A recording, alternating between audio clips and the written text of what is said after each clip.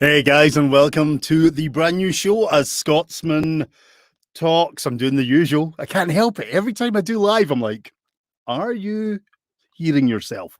Yep. Welcome to A Scotsman Talks About, the incredibly high budget, incredibly professional show that is always presented by myself, Calum Lykan. For those that know me, you know exactly what to expect. There will be randomness. There will be tangents, and we may talk about the main subject ever so slightly. No, I promise we'll try and talk about the main subject a lot.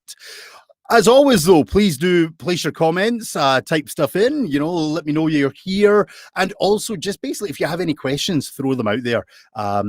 This show is basically because I am wanting to do more again. I've taken a wee hiatus due to the pandemic of the world, and I decided, I wanted to get back into stuff, and this was an idea I had for a while. So the concept is simple. If you're new to this channel, it's this. If you have a theme, a topic, a subject you want a Scotsman to talk about, and I've just looked at my graphics and realized something went wrong there, because apparently it's a Scotsman about. I don't know what's happened there. I'm really now confused. Something went awfully wrong with my graphics. Clearly I was having an off day. I'm just looking at them all now and it's like, yeah, apparently it's a Scotsman about. I missed the whole concept of talks. So in fact, this show is now no longer about talking. It's just a Scotsman about. I don't quite know how to do that one, folks. I will amend all those graphics for the next show. You can tell I'm just not with the world at the moment. Like, months of isolation and not actually seeing people is just, yeah, I can't believe it's actually just now I've noticed that my graphics are wrong, and I reckon they're probably wrong in my Facebook advertisements, and that's really funny. That's just, yeah, I don't actually know how I did that. I don't get it. Anyway, here's who we got. Jessup's here. Excellent. Cliff, this is your topic, Cliff. Razia, sorry if I'm pronouncing that wrong. Hello. Kathleen, hello. From Didsbury, hello. Yeah, we say about here, I know, but it should be A Scotsman Talks About, and I don't know how I did that, Cliff. I'm like looking at that and just like going, how did you make such a monumental mess of the launch of this show? And as everyone knows, it's 2 weeks too late. That's the worst bit. This has been wrong for 2 weeks and I haven't noticed, because basically things have just been going crazy. I am in my studio. Brand new setup, folks. 2 monitors. My old laptop finally gave up the ghost, and I'm kind of looking at stuff and making sure everyone's here. And then 2 minutes before the show started, I forgot that I had images and stuff, and now I'm realizing I'm on the wrong screens, because normally I have myself on this screen. You know what? Let's just roll with it. Let's just have fun. So welcome to the new show, A Scotsman About. It's A Scotsman Talks About. I keep looking at it. I'm bamboozled. At this moment in time, folks, I'm incredibly bamboozled. In fact, you know what I'm going to do? I'm just going to remove that, where are you? The thing, because I'm so embarrassed at the fact that I clearly can't even spell. I'm looking at all my other backdrop stuff, and it's even the same. Even my intro video and everything is the same. I mean, it's not like I don't talk for a living. So the fact that I've forgotten to put the word talk in all my banner stuff is absolutely hilarious. Maybe it's the world telling me to finally shut up. Okay, so tonight's topic actually given by my dear friend Cliff, and as I've mentioned to you all, if there is a topic or subject you want me to talk about, do put it in the comments, send me a message, etc. So far we've got interesting subjects that I didn't expect. When I originally set this show up, my concept was to maybe kind of talk about like really gritty, politics and religion, and get a Scotsman's view on it. But no, you guys have actually made life so much more fun and easy, because so far we've got tonight's topic, the wonderful, the glorious beastie that is Nessie. Nessie, the Loch Ness Monster.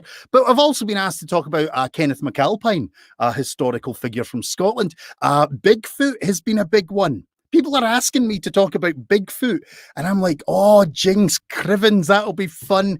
So there's this huge list of weird and wonderful supernatural, cryptozoology, historical. So it's going to be a real blend. So I do mean this. Just throw topics at me and I will research it, put it in the list, research it.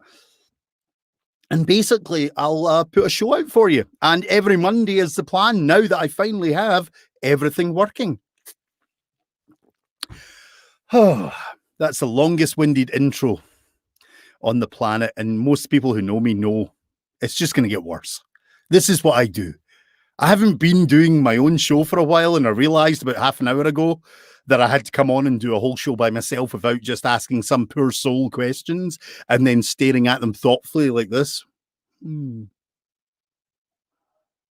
know, because that's apparently a great interviewing technique where you just don't talk and it forces other people to talk. It's great. I'm going to use it more often.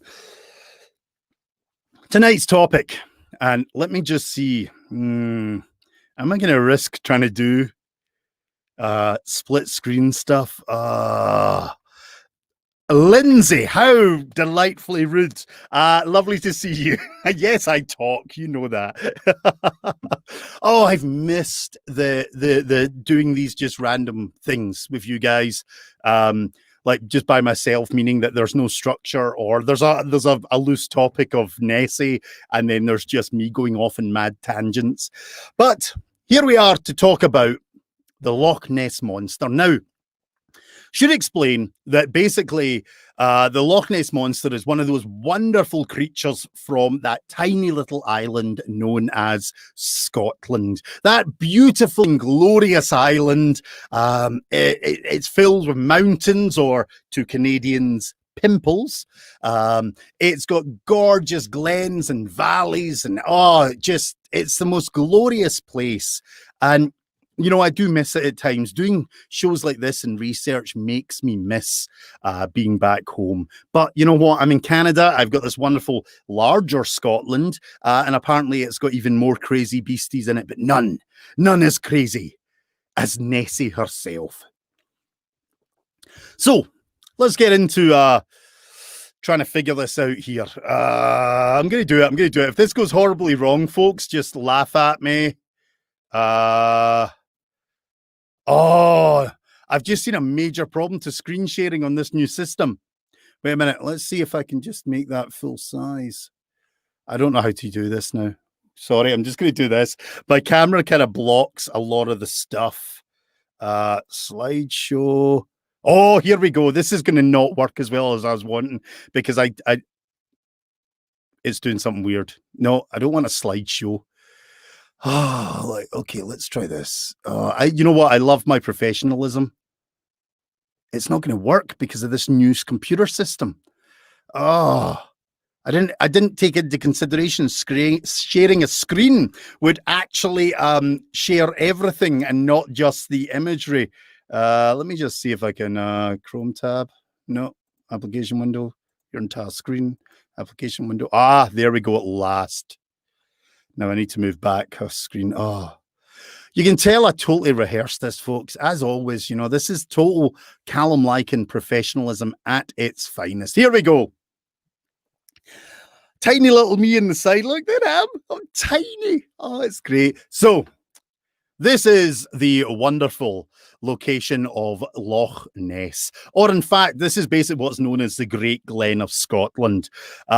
Basically, it's a huge cavernous trench that was torn through the land, thousands and thousands and thousands and thousands and thousands, maybe even millions of years ago.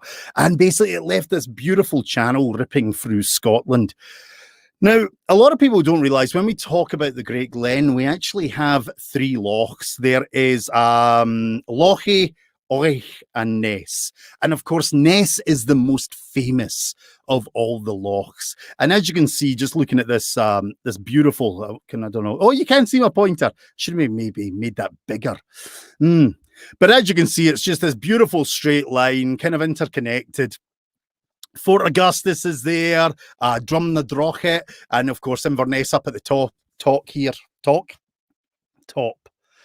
Oh God, I'm so off my beat here. I've been doing news reporting work all day, and to be honest, I laughed for about 8 hours about a story about poop. Couldn't stop myself. I'm pretty much just burnt out from laughing about poop. It's been amazing.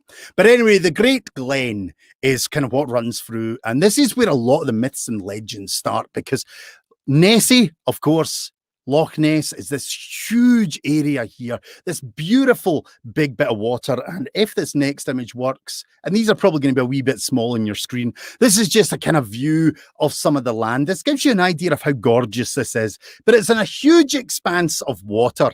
And Loch Ness is, oh God, it's something like 700...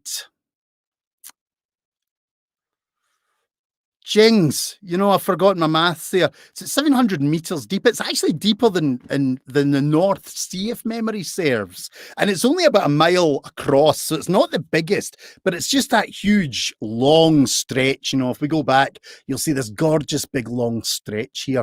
And it is a glorious loch. It's basically a very strange loch. It's very peaty and very dark. So it actually kind of... One of the scientific things about it is the struggle to actually work out if Nessie exists, simply because of the location and the setup of this loch. But I'm getting ahead of myself. I'm going to stop sharing the screen. Oh, technology's let me know. I've got to move my... This is going to be a very erratic show. Me trying to get used to technology, because when I move my mouse over this side, it goes onto one screen. Then I need to, by the power of Scottish Jedi Force, try and make sure it goes back onto the master screen so I can actually do things. There we go. Giant head Calum again. Always marvelous. But basically, the Loch Ness, or, you know, I'm not going to try and pronounce it in Gaelic, is basically one of the largest kind of lochs in Scotland, and it holds lots of mystery. Now, if you ever visit Loch Ness, it's a glorious place. It's a beautiful stretch of water, but there's one landmark on the side of the loch which I love, and that's Urquhart Castle. I've spoken about this in many a previous show. If you've ever heard my story, The Golden Bowl, okay, and that's the one about the Pictish King Brut. That's actually the location it's set. Now, I can't remember if I actually found a picture of it.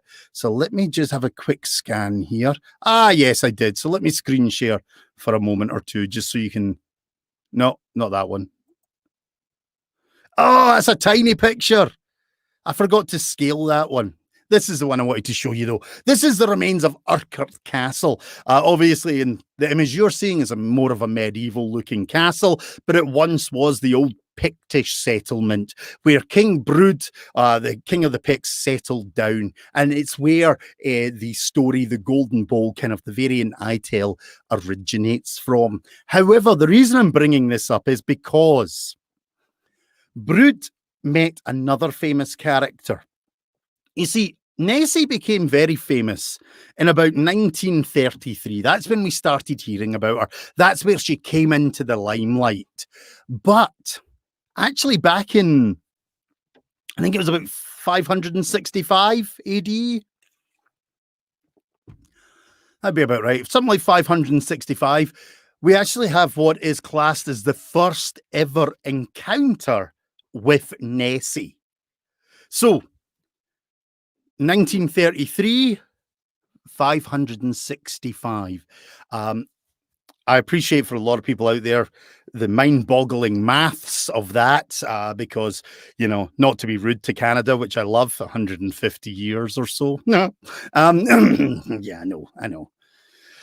I love yous, Canada. Yous are a wonderful place. But you know what? This is history, folks. This is ancient stuff. This is good stuff. But 565, we actually have the first encounter of Nessie. And it's from a very credible source, and a credible source with a very good name. And I'm going to just close this off a moment, just so I'm more on the screen again. Move over by the power of Jedi. There we go.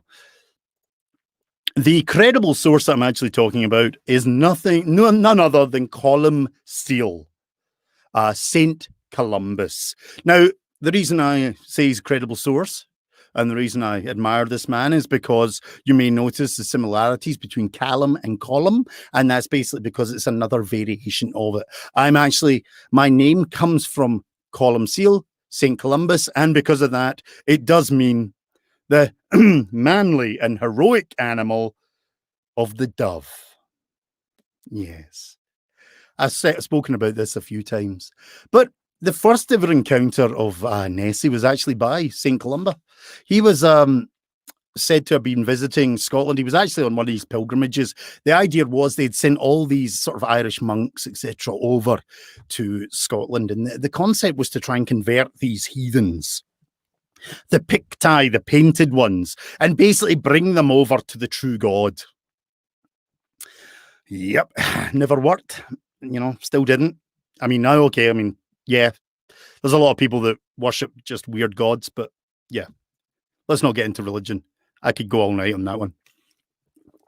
But St. Columba, he come over to basically convert the Picts. And one of the stories about him is there's so many great ones. He actually introduced Brood, King Brood, to basically the old Fianna stories, Finn McCool and the Fianna, these great heroic, who was Cuchulainn was the earlier one, and the Red Hand. Basically, he introduced them to these heroic tales, and King Brood loved it. And if you've heard the story, you know he had a hunting hound, and he actually named it after Finn's hunting hound Bran. So there was a great influence there. But Columba was a weird chap. It was said that the first encounter he had with the Pictish king, Brood was like, "No, you're not getting in. I refuse to let you in. We know about your weird god, and we want nothing to do with him and his pinned up mannerisms."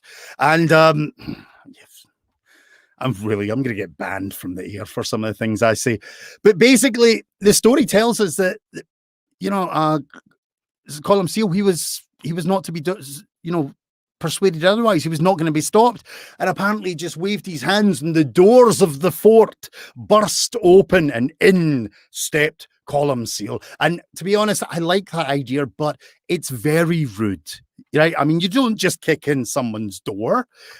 It's not the done thing in Scotland. You wait until you're invited in. I can guarantee he didn't get any whiskey that night. Maybe the next night though. But going back to Nessie. Basically, the first encounter was St. Columba, and it was 565. I was right. I've just pulled that up just to make sure I got my dates right there. And it's said that when arriving on the loch, he encountered fishermen, and basically two of them were dragging one of their dead compatriots out of the water and wrapping him in cloth. And when asked what had happened, it was said that he had been savaged by a great beast from the water. When they were out fishing, their friend had been dragged out the boat and dragged underneath, and this was the remains of him that they were carefully burying to be carefully wrapping to be buried. Now, Columba, on hearing this, decided he had to resolve this issue, and I love this. Only a religious man comes up with this concept. So he has one of his wee followers with him, and he basically turns around to him and says, "Right, on you go in, fella.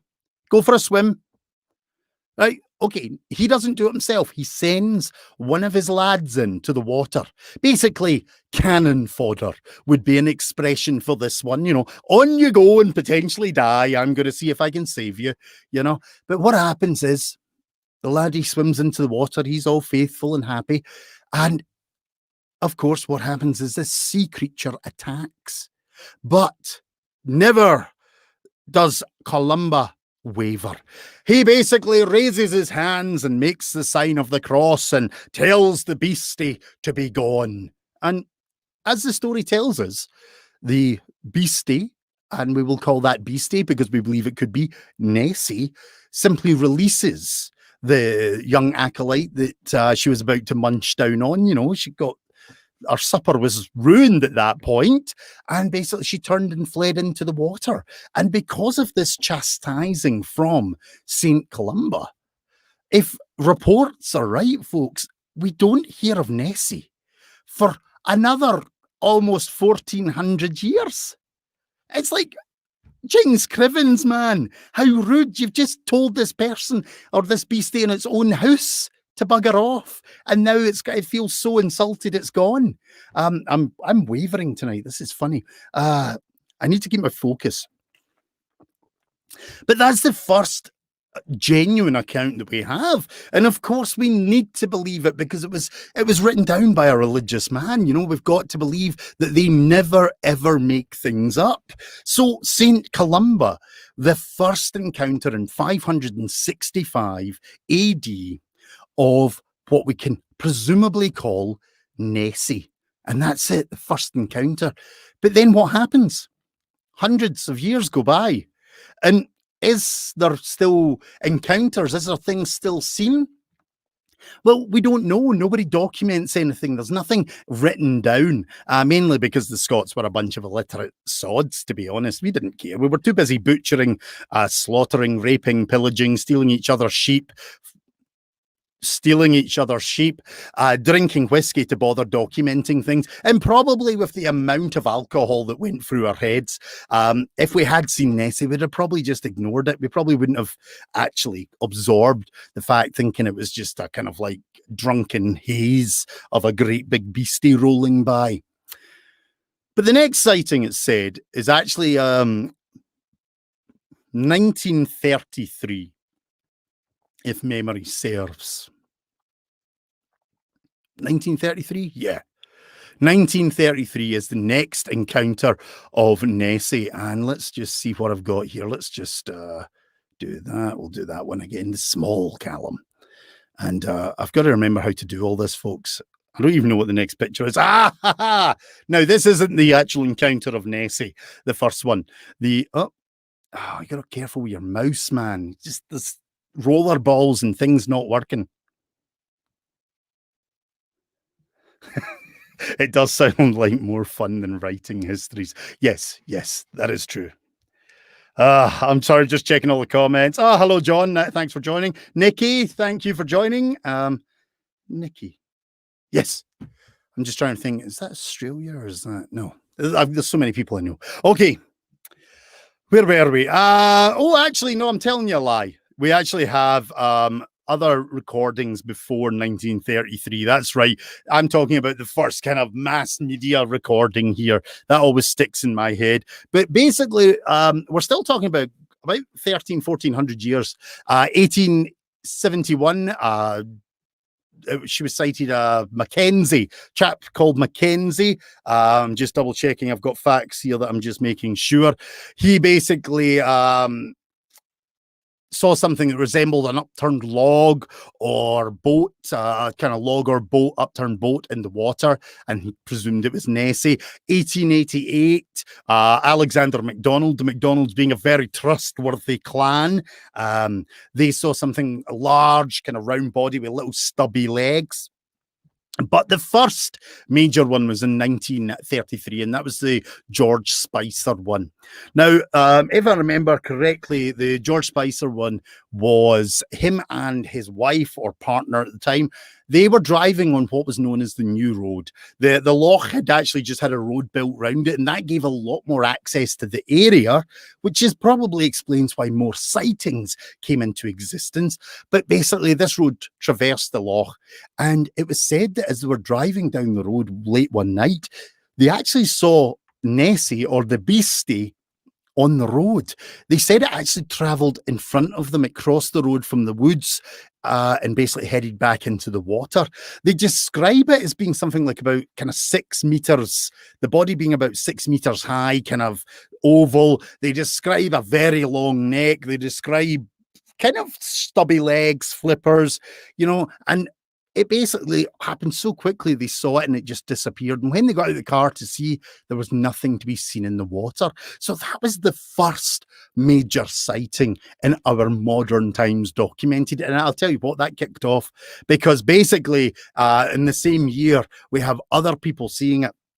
A gentleman taking his dog for a walk sees something in the water. And if I remember correctly, he got a photo of that.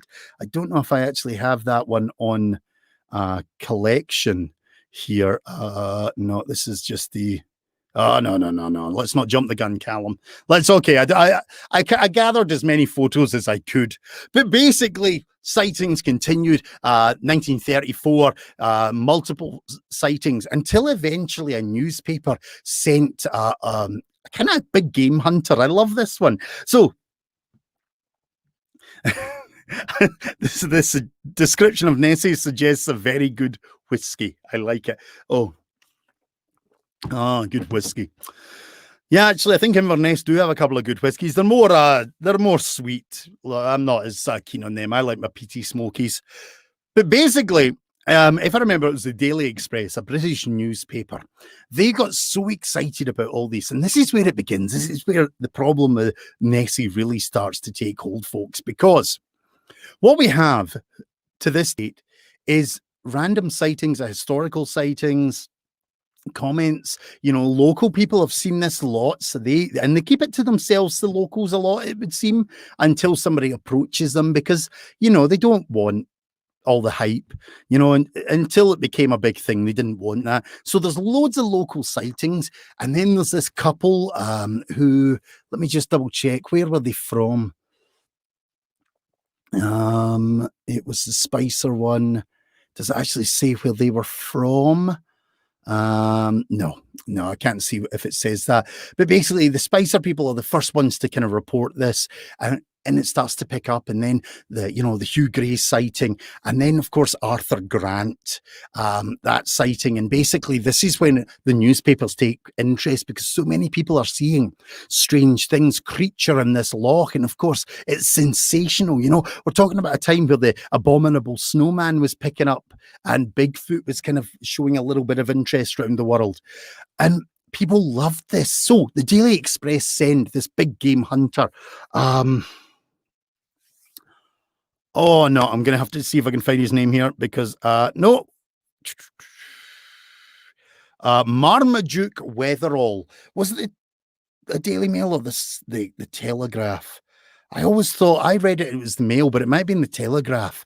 And they sent Marmaduke Weatherall. Now, his name alone says it.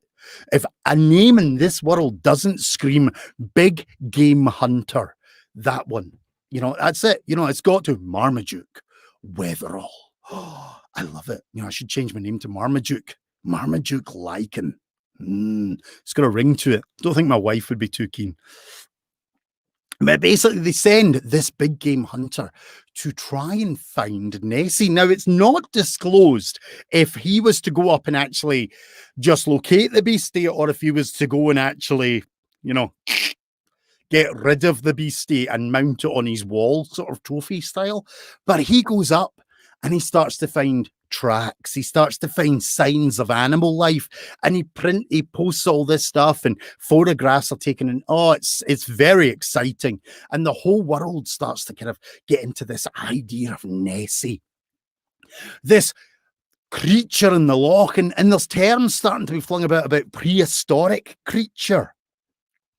And this is where it starts to get really fun, because here we have this image, of this prehistoric looking creature, this long neck. And of course, Marmaduke starts to kind of hypothesize that it could be one of these, which is Jings Crivens. Is it a plesiosaurus? No, not plesiosaurus. You know what? I really I'm having brain farts tonight. It's the poop story. It's just it's taking too much out of me. It's a plesiosaurus. Somebody might remember.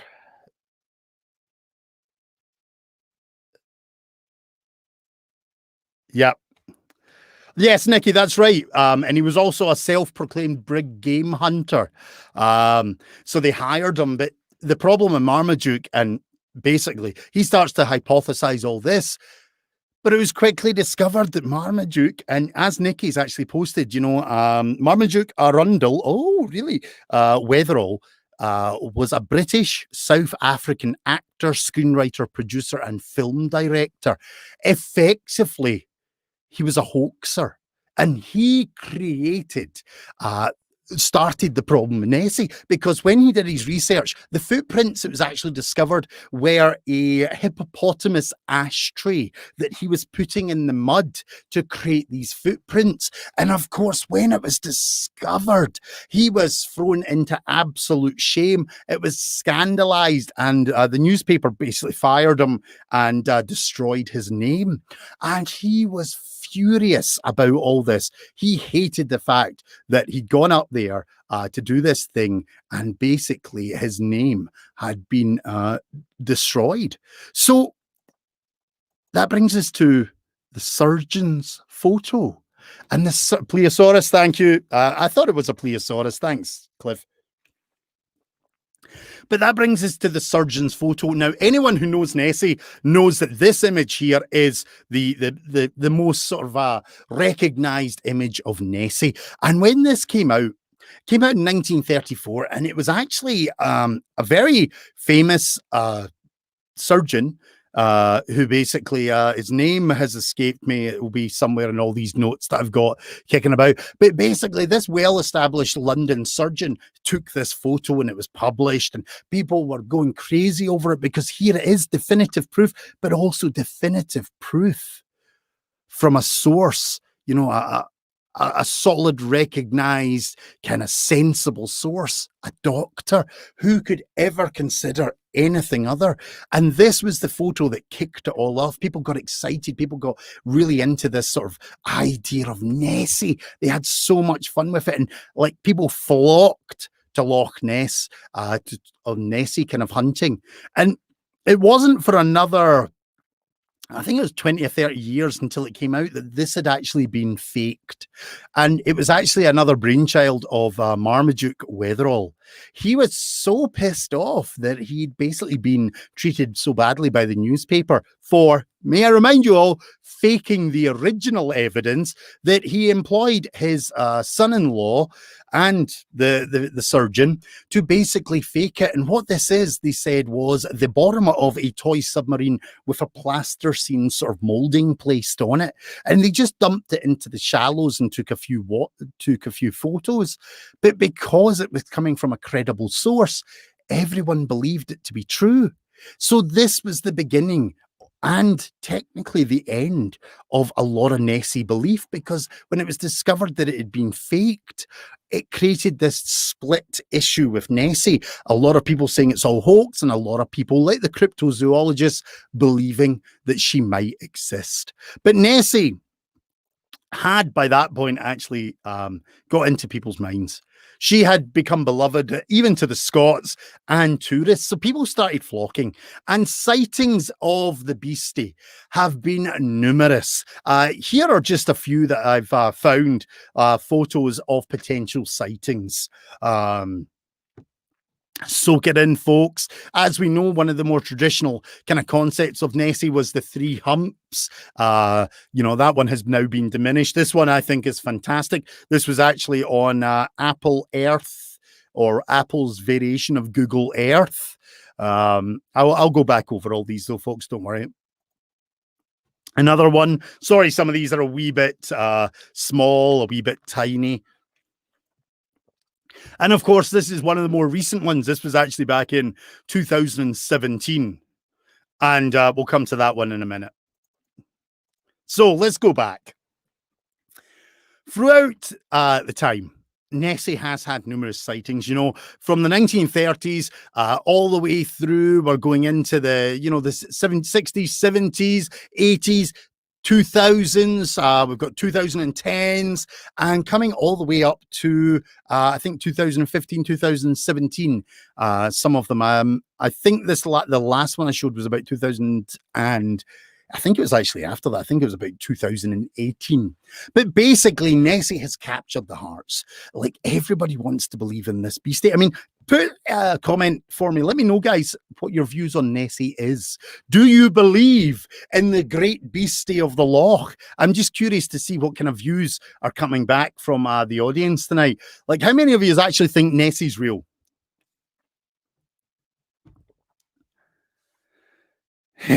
Nikki loves Nessie. Good, good. Who else is out there, folks? Who likes Nessie? Who believes Nessie to be real?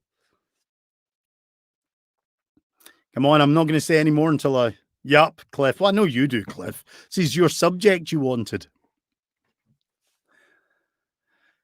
It's getting warm in the studio already. I believe. See, even the first three people believe in Nessie. This is great, and this is what I love, because as a storyteller, this is how I make my life. Okay, my wife. Of course, she has to. Lorna, yeah, she has to. Yeah, she believes as well. Well, she married one of the great race of men.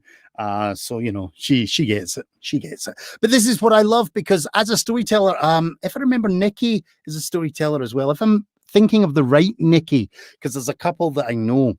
My girlfriend does. What do you mean you don't, John? Jacob says no. Well, Lindsay, you just tell Jacob he's wrong. Oh, I love it. I love it. But no, and I like your comment. I think the legend is more important than if she is real or not.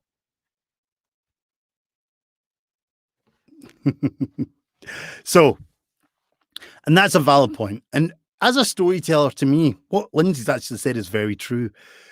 I thrive on this sort of stuff. Like, Nessie is one of those stories that just fills me with so much joy, because here we have this concept of, a lot of people think it's a prehistoric creature. Some people think it's a great sea serpent. What if it's a dragon, a water dragon? There's so many concepts that we could work on here. And as a storyteller, somebody who has to believe in magic and beautiful creatures and wonderful mysteries, I don't have to. I just do, because it's me. You know, I often say, if the world isn't full of magic, then it's a damn boring place, folks. But Nessie is one of those wonderful mysteries that we all love. You know, we'll maybe never know, right? Science is kind of telling us she doesn't exist. That's the reality. Science is saying one thing, but we just will never know. There's new species being found throughout the world every so often. Deep sea creatures being discovered. So why not? Not necessarily a dinosaur that's been extinct for billions of years. Why not a new species, a wonderful, wonderful species of creature out there and living in a loch? So to me, this is fantastic. I love Nessie. But the problem is, Nessie's been torn apart too much. Too many fakes, too many people hoping to have seen her and coming up with photos that don't work. And I don't know about you guys, but if I was a mythical creature living in a loch or traveling the waterways, I would be trying to stay away from us as well. We're not exactly the greatest people to be around. But the photos that I've got here, sadly, most of them have been disproven, because what we have here is this beautiful, I need to pull it up so my mouse, this beautiful kind of dark mask. But the problem with Loch Ness is one of those weird lochs that, because it's so deep and it's also quite a still loch, when the winds hit it, they do hit it, but quite often it's quite still. And they say that a wake of a boat can last for hours in that loch, a lot longer than anywhere else. So the downside is, what we actually have is a lot of wonderful photos that we hope are real, but sadly, they're not. There's a lot of mystery there. There's one or two that people have kind of puzzled over. Science is even puzzled over, but the majority of them have been proven to be, sadly, not fakes, not like the surgeon's photo, but just not quite what we'd hoped. What they reckon this one is that we're just looking at here, folks, this is simply just a wake. It's a bit of kelp, seaweed, and the wake of a boat. Again, the loch has more boat rides going round at Nessie hunting than they can ever imagine. And that's something that's even been done. When I talk about science, you know, they've sonared, they've scanned, they've found anomalies. There's been sonars of giant kind of readings down there. But the problem is, science has also proved that there's not enough food source for big fish to even survive in that loch. So how would a monstrous creature like Nessie, unless some of the reports are right, and she might not live in the loch. She might live in the surrounding land and just use the loch as a wee swimming hole now and again, which is reasonably acceptable in my mind.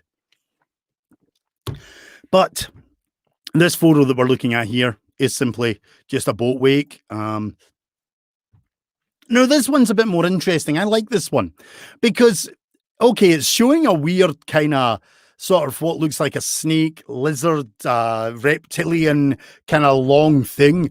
And it's a bit harder to explain, but what they reckon it is probably just one of the eels. There are quite large eels in the loch, or it could even be multiple otters playing.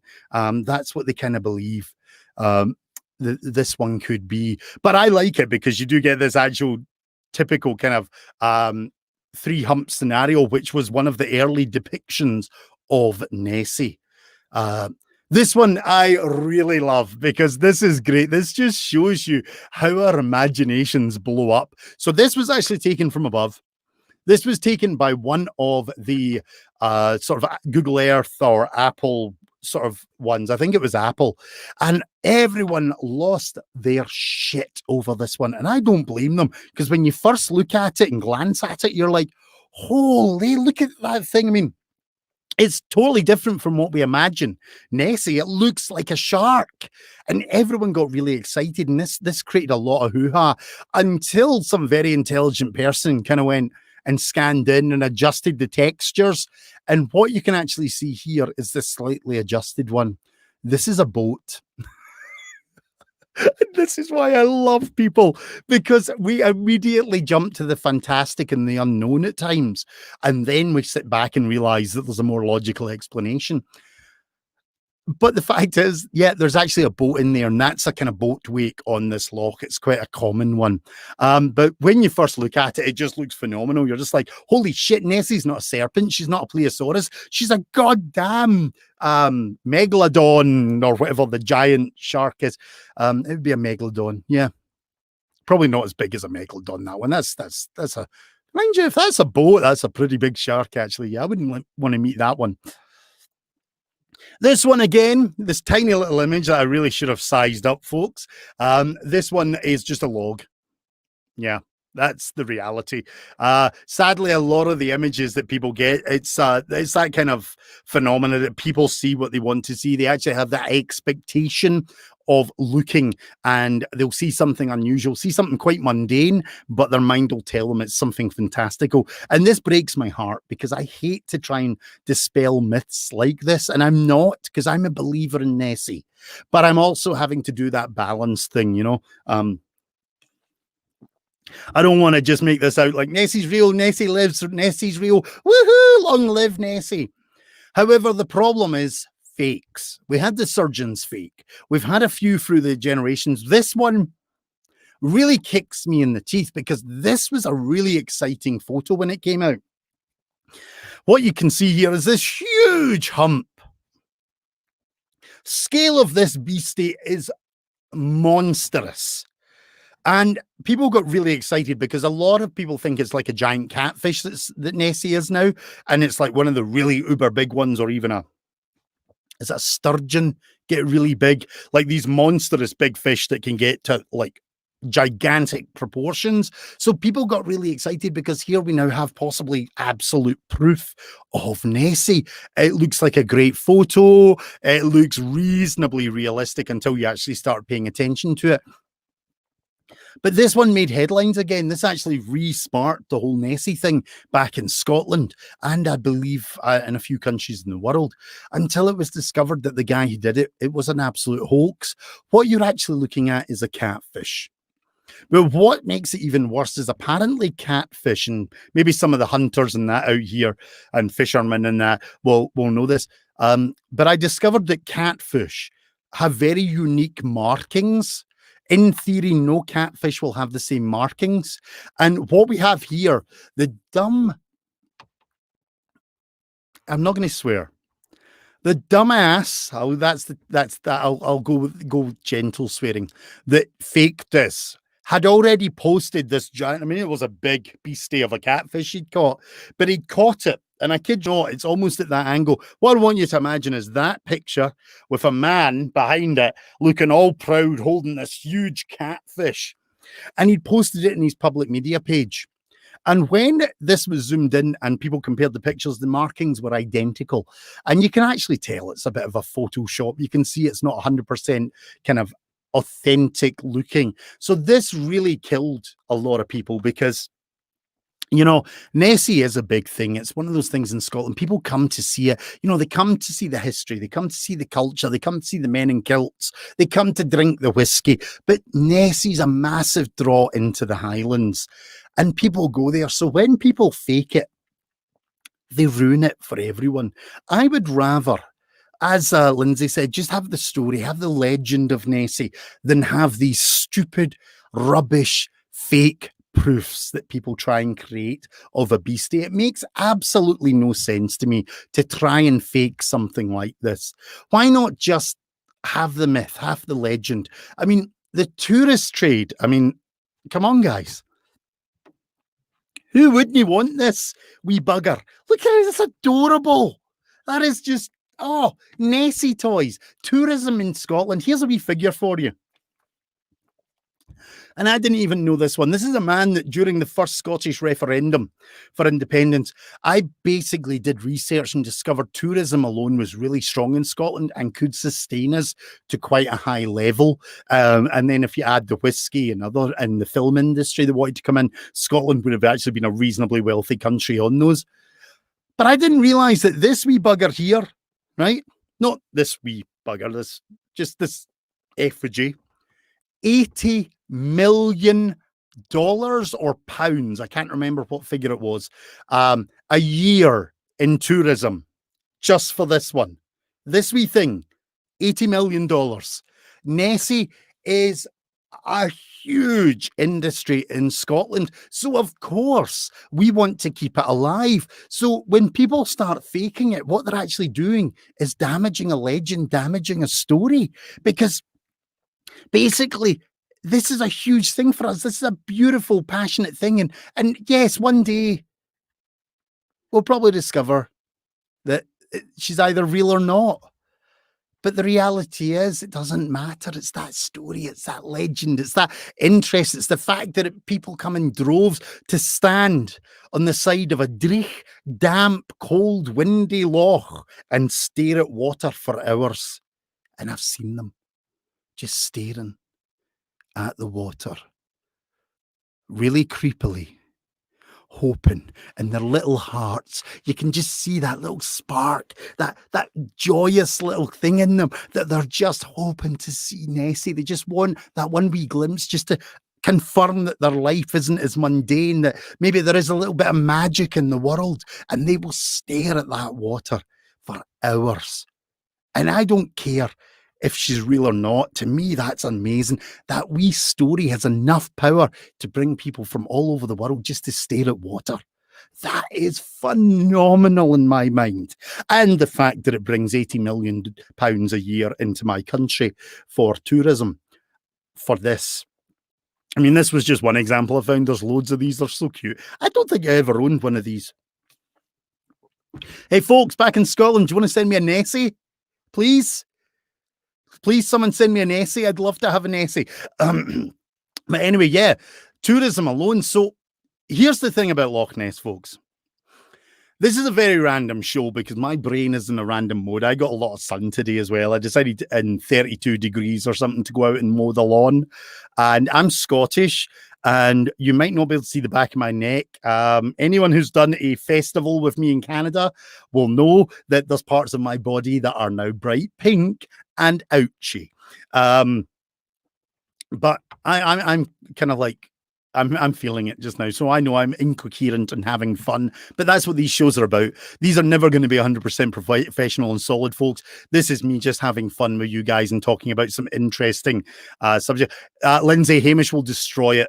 Hamish does like soft toys, and Hamish is just not a good combination. We gave up giving him soft toys because he's a shepherd collie. That bite is just phenomenal. Probably it equates to the same as Nessie's bite on Columba's faithful followers. See, I did that. That was me. But yeah, basically the reality of Nessie is, and I'm going to ask, does it actually matter if Nessie's real or not? What's your views on that, guys? Does anyone actually care? Or should I say not care? Does anybody really think it matters if science disproves or proves Nessie? Or is it really just the fact that there could be something spectacular, phenomenal, fantastical in this world, that makes it kind of just a bit more exciting, that makes us think that there's more than just going to the office every day and a dull, drab existence. Yes, good, good. Gaius. Oh, the wonderful Gaius. One of Hamish's buddies. Excellent, excellent. So I'm glad you are kind of, a few people are just saying the magic, the lore is what matters. And I agree. That to me is the best thing. I personally like to think that Nessie's maybe a dragon, because for me, that makes storytelling so much easier. You know, dinosaurs are wonderful and a part of history, but they're how do you put this? Dinosaurs were real, okay? To any of the flat earthers out there, they were real. To anyone who doesn't believe in evolution, really, read a fucking book. Anyone who thinks that basically we buried giant bones just to, you know, just for a practical joke, really needs to have their head examined. You know, this is life. Basically, anyone in Alberta who doesn't believe in dinosaurs, you really have a problem with your industry. But the reality is, you know, I love like the history. I love dinosaurs, but they were real. We need magic. We need mystery. And that's why Nessie's a great one, because here we have this tiny little island. Okay, I love the fact that no one ever challenges me when I call Scotland an island. Right? I love that. The fact that Scotland, not the United Kingdom, Scotland is an island. Okay, okay, not the United Kingdom, just Scotland. It's a solo island. There is actually a little bit of water between at the border that to me makes it an island. But basically, we have this tiny little country with 5.5 million people. Okay. And from that little country, we have so many legends and lore and great pieces of history. And we have one that is known throughout the world. I mean, in Canada, you have Okopogo in BC, but Okopogo's not known. Like, yeah, maybe to locals and some people, but it's not such a big legend. And here we have a country which could engulf the UK. I don't even know. I can't even do that math because I'm a storyteller, but it could engulf the UK a lot of times. And yet, this tiny little island basically has this legend that's known worldwide. Japan, the Japanese love it. Canadians, Americans, the Spanish, the French, everyone, the Russians, everyone comes. And I can guarantee they go up to Loch Ness, they go to Urquhart Castle and enjoy the tours and the history, and then they stand on the edge of the loch looking for a sign, looking for one little stir in the water. And if they see that stir, it doesn't matter what it is, because to their heads and their hearts, it's Nessie. And then they'll pay money to go out on that loch on a boat and have people drone on at them about the history of Nessie. And trust me, it's dry. The way they tell it is dry. Let's see what's being said here. Lovely. Thank you, Lindsay. Nice comments there. You are, yes, I thought it was Australia, Nikki. Yeah, I was just trying to make sure I had the right Nikki. Lovely. Well, thank you for joining, Nikki.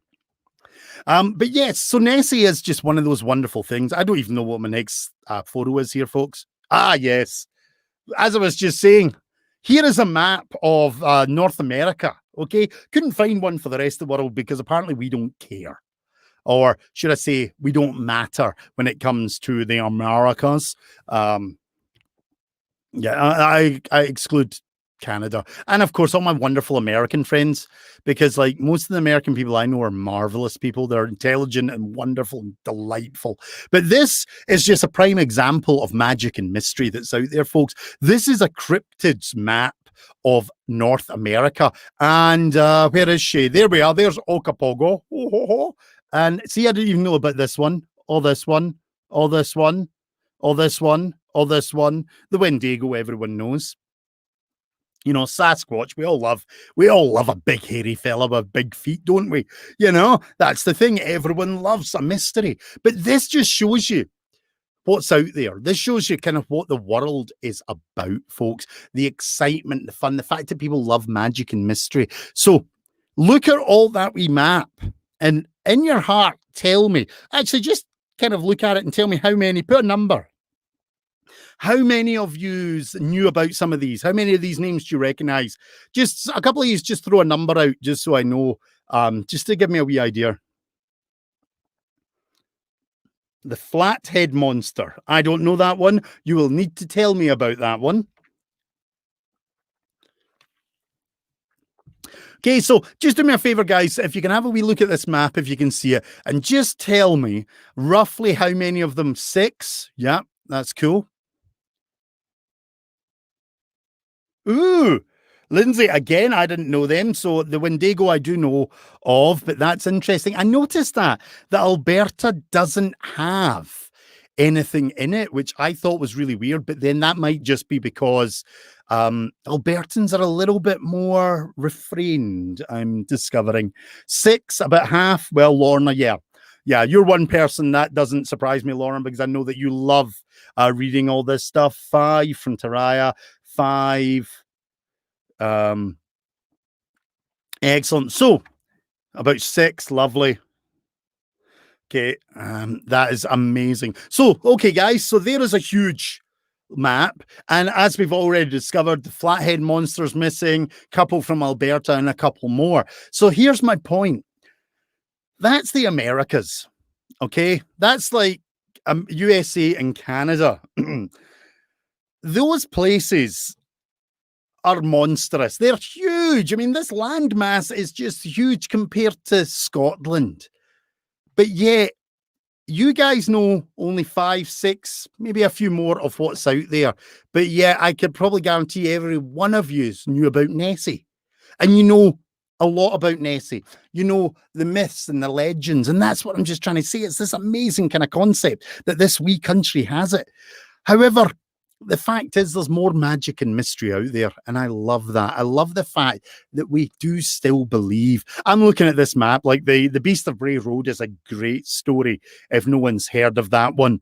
The Jersey Devil, of course, is quite an intriguing one. Sasquatch is one I've been asked to do, more specifically about the story, and I can't remember the details at the moment, because I've only read it a few times, about the gentleman who was actually kidnapped and stayed with a family of Sasquatch. That's the one specifically I've been asked to cover. So we'll be doing that. But basically, this world is filled with mystery. And this show, I don't just want to be about cryptids. I want to cover history and everything. And I appreciate this. This episode's a little bit shaky. To be honest, it's 3 weeks after I initially wanted to do it. And a lot of my research has kind of stuck in my head, but it has been from 3 weeks ago. So I wanted just to come on and get this show done, to get it launched, because I felt so guilty about having to postpone it.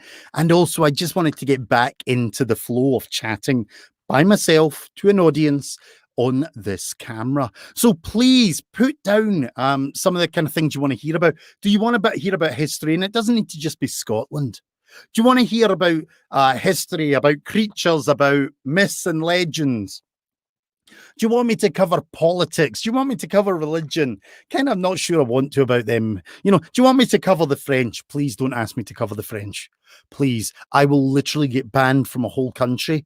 I'm not good with don't. Everyone who knows Scotland, the Scots-French connection knows, but we love them, but Jesus. White flags and cheese. Anyway, basically, this show is just about having fun, and it's just about covering a topic. And tonight's topic I have covered loosely. I know I have. I don't even know what my next slide is. This just shows you that is my last slide. Look at that. I'm going to shut that down now. And then I'm going to pop my beautiful face. This moustache, it's coming along. It's getting there, folks. Down. But basically, Nessie is an intriguing subject. She is something that has been heavily researched. They have sent sonar scans. They have done everything. They've used sonar. They've used those kind of remote radio stuff down there. I don't even know what they're called. Drones. They've done it all now. They've literally plumbed the depths of Loch Ness. And the sad reality is they've never found anything. They even thought they'd found caves down there that maybe Nessie could live in. And sadly, they proved just to be anomalous radar and sonar readings. Nessie, in reality, may not exist. But does that matter? Does this idea of having to discover every mystery really matter? Or as people, are we now really just longing to hold on to something really fun?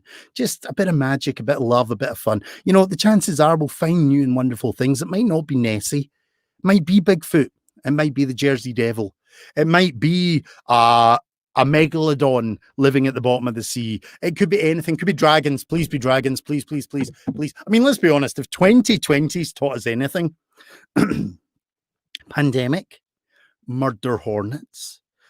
We've got fire nados now. Jigs Crivens. We have had, I've forgotten half the things now. It's been an exciting and crazy year. We've got idiot politicians.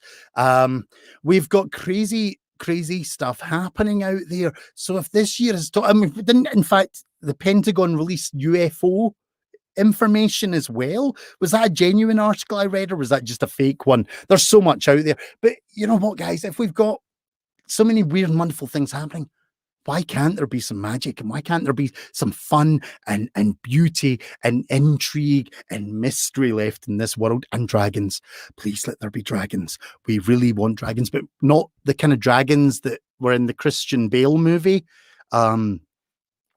Its name's escaped me. You know, we don't want like the end of the world. What was it? Rain of Fire.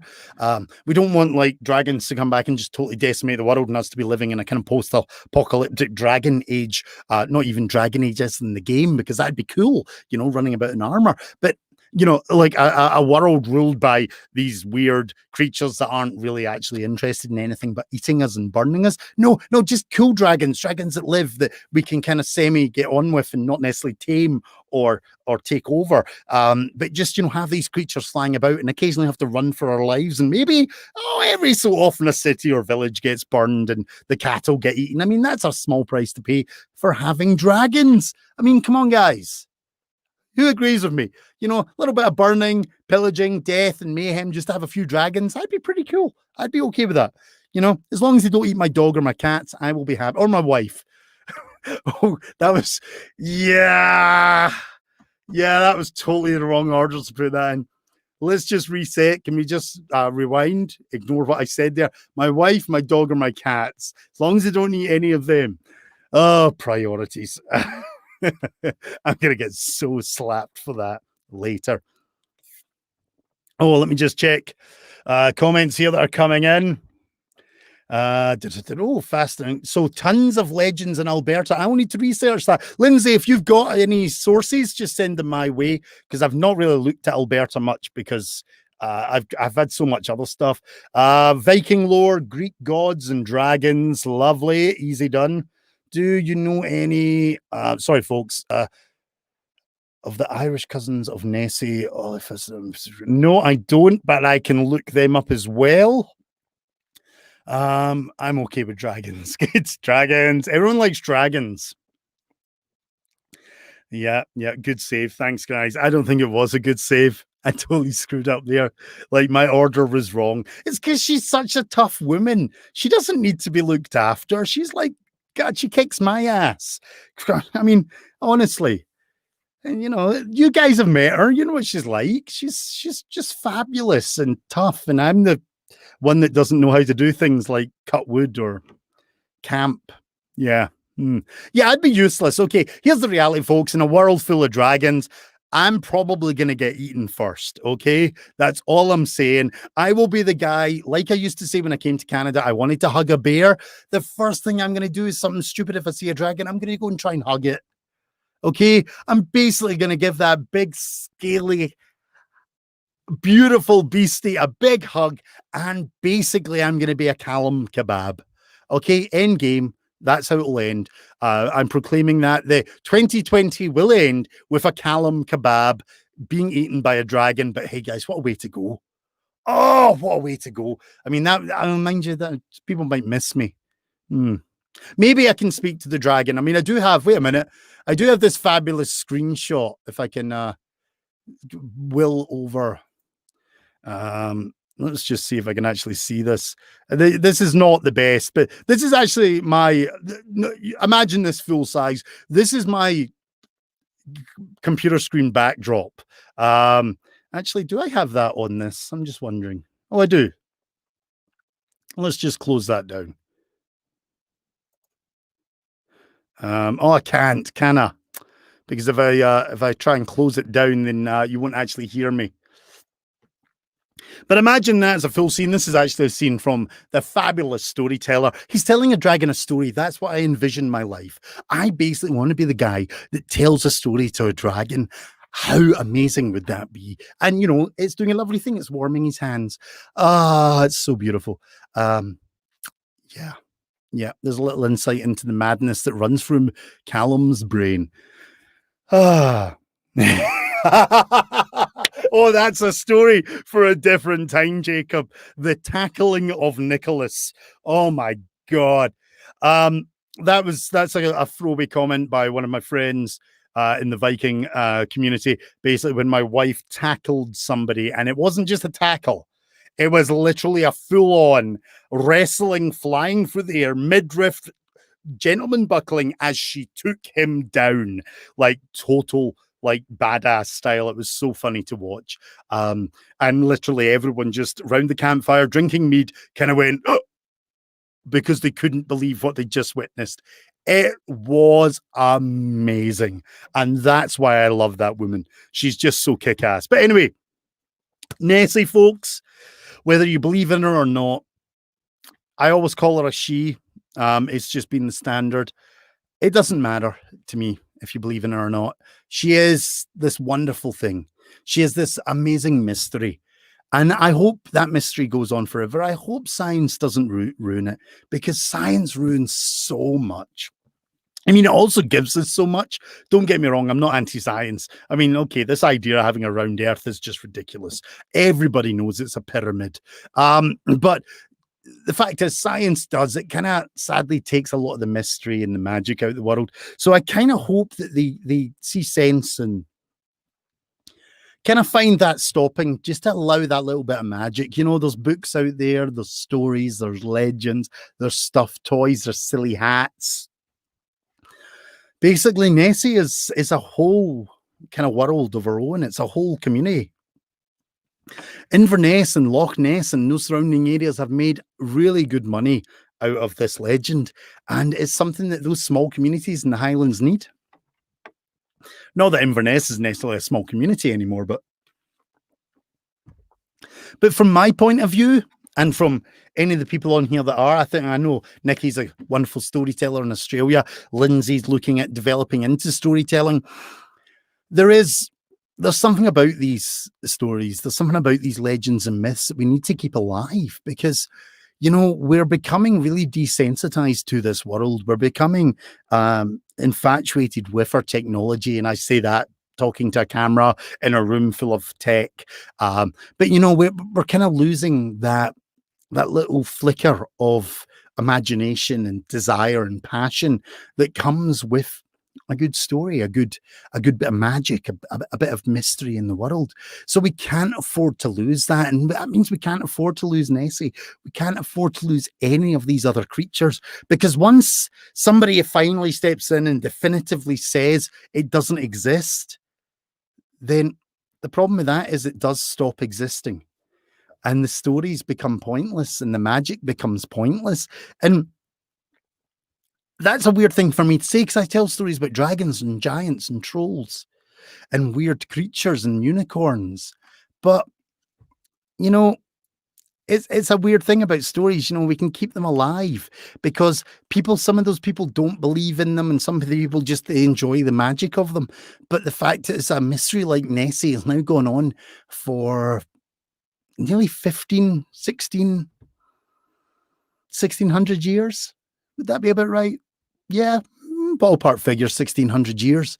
And for somebody to definitively say that she doesn't exist, that would pretty much end her.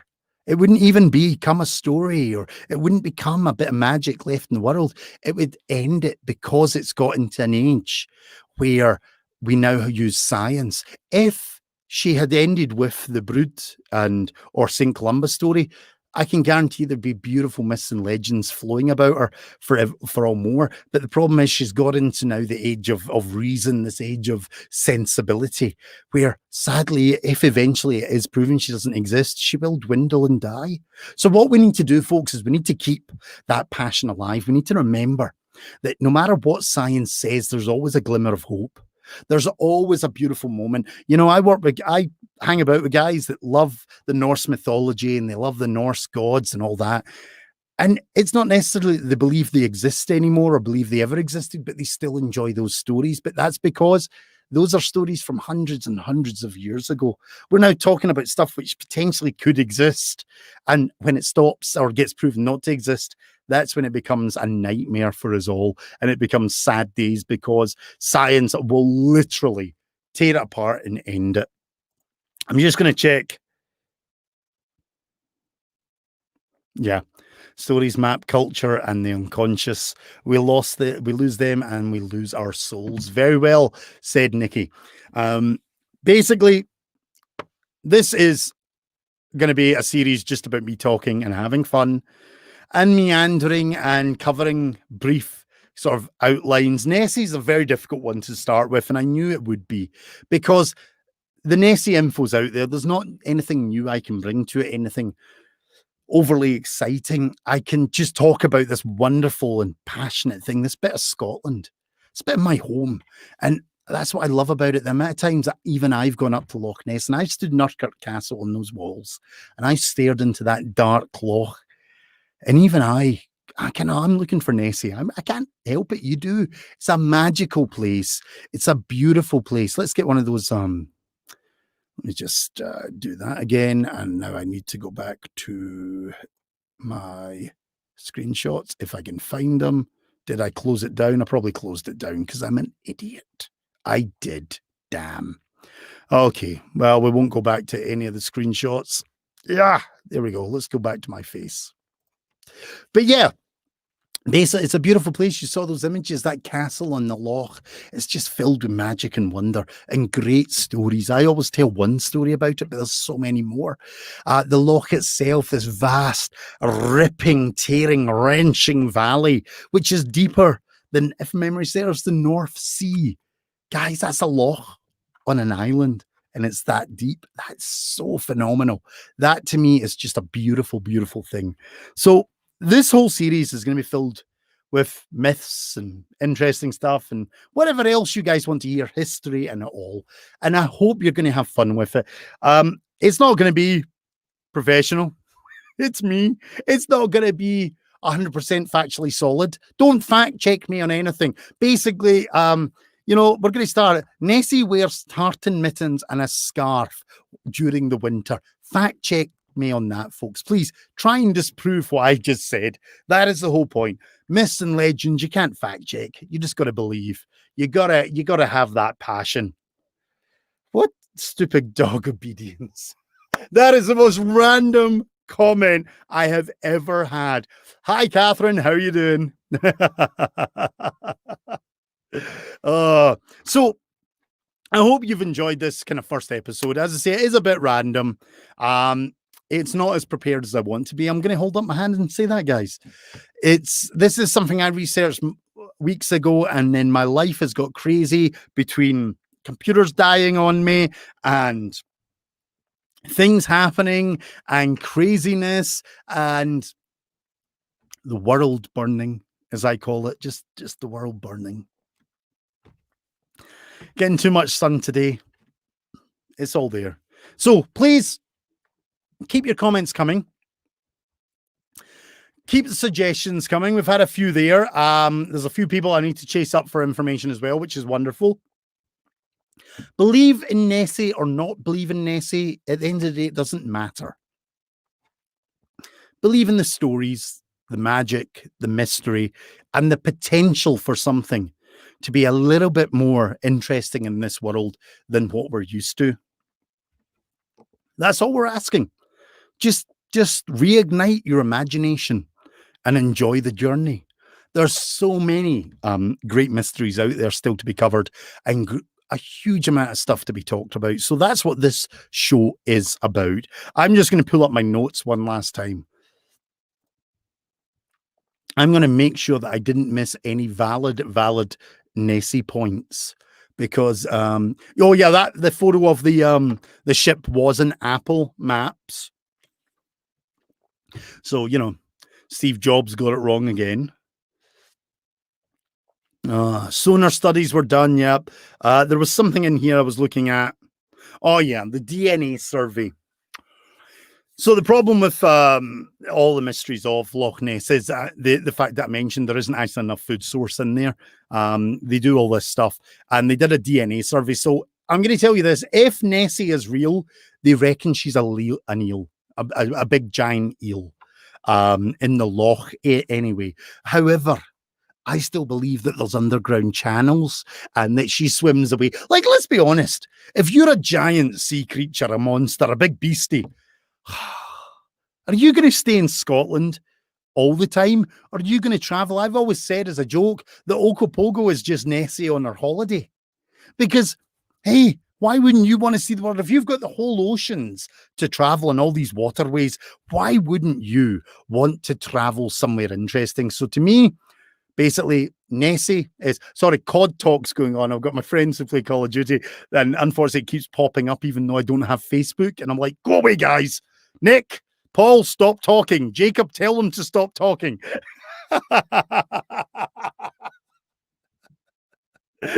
Oh, I'm kind of like trying to shut it down here so I'm not getting it so I can read your comments.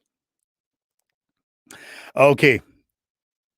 No took. Okay, I'm lost with the no took comment.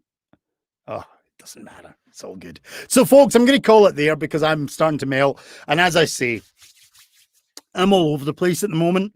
Definitely not the normally erratically focused storyteller, more the slightly dithering brain going all over the place, covered in bees storyteller at the moment. I think isolation, I think being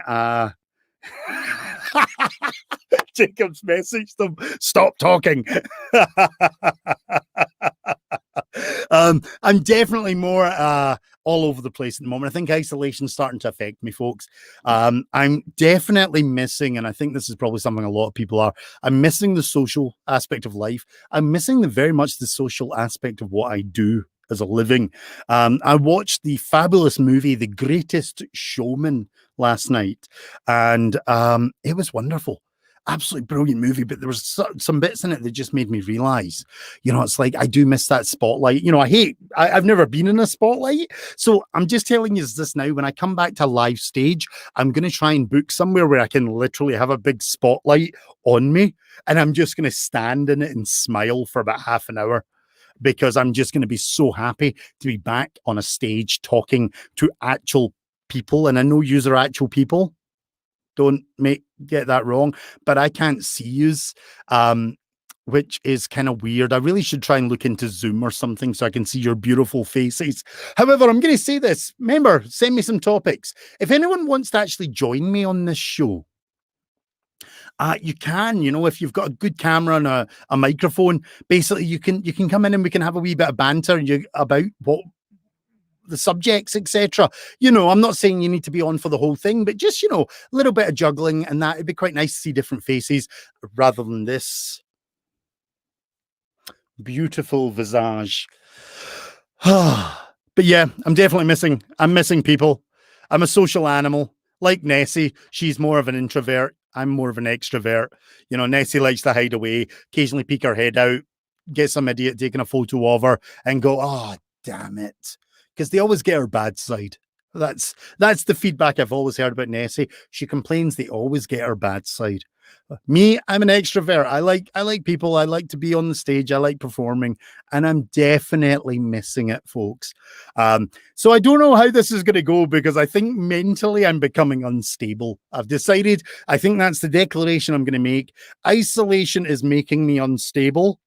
If I come on dressed as, I don't know, Gandalf one day, just roll with it. It's just going to be me. Okay, I don't know how this is all going to go. We're going to have fun. We're going to enjoy it. I want to thank you for joining. Let me just check if there's any. I keep offering, but you don't miss me. No, Cliff, I don't. Cliff, I love people, but I don't want the plague. No, I'm teasing you. Yeah, that's another thing I've become. As much as I want to be back out there and I miss people, I don't want the plague. I don't want to be near people. People are dirty, right? At the moment, people are dirty. That's an awful thing to say. That's just my germophobic attitude. I love people. I am really missing it, but I'm also completely paranoid at the moment. I've got a couple of big events coming up in the next month or so, and I'm still debating if, well, one, if they'll even happen, and two, do I want to be around people? We'll see how it goes. We'll see how it goes. What are we doing here? I'm an expert at avoiding everyone. Yes, you are. Can I wear a banana costume and talk about bananas? Maybe dress like a T-Rex, talk about dinosaurs. This could be a possibility. I love like everyone loves the T-Rex because well, that's more a velociraptor. But those tiny little arms, man, they're just so cute, and it's just like, geez, you poor soul. You know, no wonder they were angry. They couldn't even play with themselves. Just God, you know, whoever created, let's just say there's a higher being up there. Okay, you know, you guys know me. I'm not really a big fan of the god system. The old gods, yes, I can respect all that seriously well, but the one and only big bearded sitting on the cloud dude, never sure. But let's just say there is one individual up there, and he created all all people. Let's use the Eddie as our joke, you know. You know, God created man in his image, but before that, he kind of made a mistake and tried something unusual. So we don't talk about, you know, your ugly Uncle T-Rex.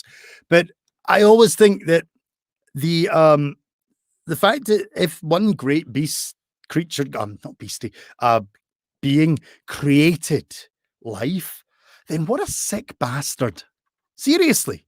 Seriously. I mean, how cruel do you need to be to make these ginormous, magnificent creatures, these wonderful animals that we've been studying now and still don't quite understand? But a couple of them you make big and monstrous. You make them almost like the kings, you know, devourers, like huge teeth and monstrous heads and you know, like fearsome creatures, and then you give them tiny little hands. Oh, I mean, it's just a bit sick. It's almost like, okay, we're gonna make you the king of the monsters, the king of the creatures. You're basically going to reign supreme. You're the most fearsome, deadly hunter in the world. You're a carnivore. You feast on all the other animals, but you're not going to give them a mechanism just to calm down every so often because their hands are too short to do anything. You know what I mean? It's just like, how about we just create the ultimate killing machine and then make it so angry, gnarly, and frustrated at the world that it's just basically going to rampage and kill everything. That's just twisted, man. That's just, I don't, maybe that's just me, folks. Maybe I'm picking it up wrong, but that's how I feel. So I love T-Rexes and I love velociraptors and all that. And I just feel sorry for the poor buggers. No wonder they were so angry. It's like Scotsmen. If we hadn't invented golf, we'd have probably killed half the world and eaten them as well, because we had to get something to get rid of our anger management. And yeah, I'm tangenting again. But yes, I do actually have a T-Rex backdrop I could put on. I do. It's smashing through a wall. Ugh, it's amazing. It's not really. I'm building that up. If anyone saw me at the Fringe a couple of years ago, I did build a dinosaur for people to ride. I do weird shit. I get these ideas and I do them and they don't work. Okay? It's just the story of my life. I just go off in tangents. But anyway, folks, dinosaurs. Yeah, we might have to talk about dinosaurs. Just the weird and the wonderful dinosaurs. They're just amazing. You know, how did we get that so wrong? How just, oh, wouldn't it be scary, delightful if they were still around? Oh, anyway, folks, yeah, back to my brain and the fact that it's definitely COVID malfunctioning with isolation. Thank you for listening. Thank you for enjoying. Hopefully The next episode, which will be next week, same place, same time, won't be as erratic. I haven't even thought of a subject for that one. I'll need to go through all these suggestions and see what was previously suggested and create a show for that for next week. So next Monday, 8 p.m., same place, same time, here on this channel or on YouTube or on Twitch. Still trying to get the hang of Twitch. I need some education on Twitch because apparently it doesn't save my live streams. Like they're there, but then they vanish, which I find weird because where did they go? Who has taken my Twitch live stream? I mean, have they basically been like stolen? Are they out there, someone like coveting them? Are they being used against me? That one day people will actually finally put me in a padded cell, which I didn't build for myself? I don't know. I'm worried about the Twitch thing. I see somebody's watching on Twitch, so thank you to the person watching on Twitch, but I have no idea how Twitch actually works. I need to investigate thoroughly. Maybe I should do a whole show on Twitch and the mystery of the missing live streams. Anyway, this goes out on Facebook, YouTube, and Twitch. Same place, same time. Do remember on Thursday, though, we do have a Scotsman Talks 2, the show that does actually have all its banners and postings spelt correctly with the right wording. What did I do? I still don't know how I missed that. Jings, honestly, my brain is like, this is Calum, and this is Calum's brain somewhere over in the living room. It's sitting in the corner, and it's just staring at the wall and wondering why the wall is blue. That's my brain. While the rest of me is trying to be a normal functioning human being. Yeah. I use normal. Yeah, poo. I just laughed for hours about poo. I still can't get over that. Anyway, that's a story for another time, folks. Thursday, we're talking to the wonderful Melanie Gall on A Scotsman Talks 2, 7 p.m. Mountain Standard Time, same place, same channels. So please do join us. That's a great series that's been running well. This is the Fringe month. So Melanie is a very established international fringe performer. And we'll be chatting to her about her life, the universe, everything, and of course, performance. But folks, I want to thank you for joining me. I'm now going to go and try and track down my brain and convince it to maybe, assimilate back into my head so that I don't just ramble on for 1 hour and 30 minutes and 2 seconds. Yeah, thanks for staying with me, folks. It's been a pleasure as always. I'm going to play my outro music, which has got the wrong spelling on the banner. I don't know what to say. I missed the whole word, guys. How can you miss? It's kind of like who throws a shoe, right? I mean, what sort of person comes to a gunfight with a knife? I can't even put words into banners now. I missed the most important word. So I am a Scotsman, and apparently I'm about. That's it. About. A Scotsman about. I don't get it. I don't understand. But anyway, folks, I'll get it sorted for next week. It's been a pleasure. I am your host, Calum Lykan. I think I'm Calum Lykan. I'm pretty sure I was when I woke up this morning. Just now, I'm not sure anymore. This has been a very random show about Nessie. I might revisit this show when I'm functioning more as a human being again. But beyond that, folks, thank you for joining. I will post next week's show.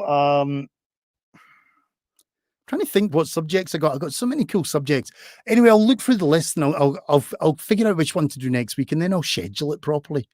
Really not functioning as a human being. I'm not adulting. I don't know how people adult well. I'm learning that adulting's done by other people. Anyway, folks, it's been an absolute pleasure. I've had fun as always. You guys that know me know that this is kind of semi-normal, but usually a little bit more cohesive. It's been a pleasure. Much love. Enjoy. I'm now going to find the badly misworded banner and sign off for this evening. And I'll see you all on Thursday and then next week for another A Scotsman Talks About.